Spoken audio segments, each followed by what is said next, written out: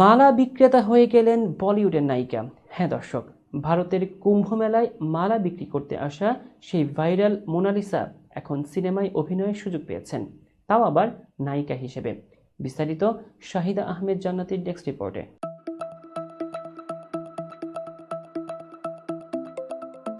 ১৪৪ বছর পর ভারতের উত্তরপ্রদেশের প্রয়াগরাজে শুরু হয়েছে মহাকুম্ভ মেলা।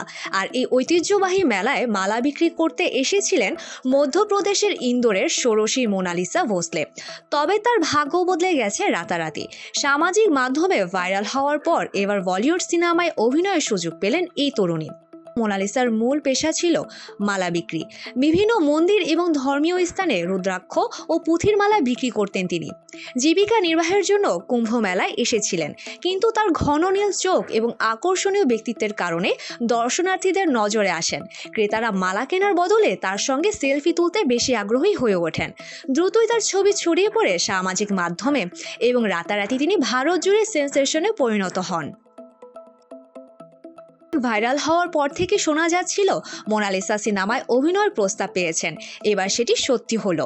পরিচালক সনোজ মিশ্র তাকে দ্য ডায়েরি অব মণিপুর সিনেমার জন্য চুক্তিবদ্ধ করেছেন।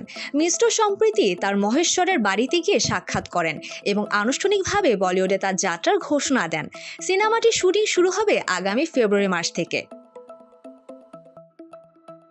আল্লু অর্জুনের পুষ্পা 3-তে অভিনয়ের গুঞ্জন ভাইরাল হওয়ার পর শোনা গিয়েছিল দক্ষিণ ভারতীয় সুপারস্টার আল্লু অর্জুন তার ব্লকবাস্টার ফ্রাঞ্চাইজি পুষ্পা 3-এর জন্য মোনালিসাকে নায়িকা হিসেবে নিতে চান।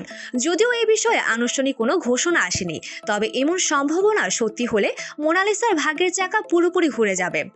ভক্তদের ভিড়ে কুম্ভ মেলা ছেড়ে ফেরা মোনালিসা এতটাই জনপ্রিয় হয়ে ওঠেন যে মেলায় মালা বিক্রি করাই কঠিন হয়ে পড়ে।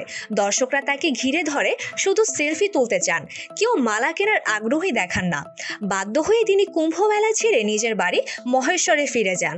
তবে তার এই অপ্রত্যাশিত খ্যাতি তার জীবনে নতুন দিগন্ত খুলে দিয়েছে। মোনালিসার এই অভাবনীয় সাফল্য প্রমাণ করে ভাগ্য বদলাতে সময় লাগে না, প্রয়োজন শুধু একটা সুযোগ এবং ঠিক সময়ে সঠিক স্থানে থাকা।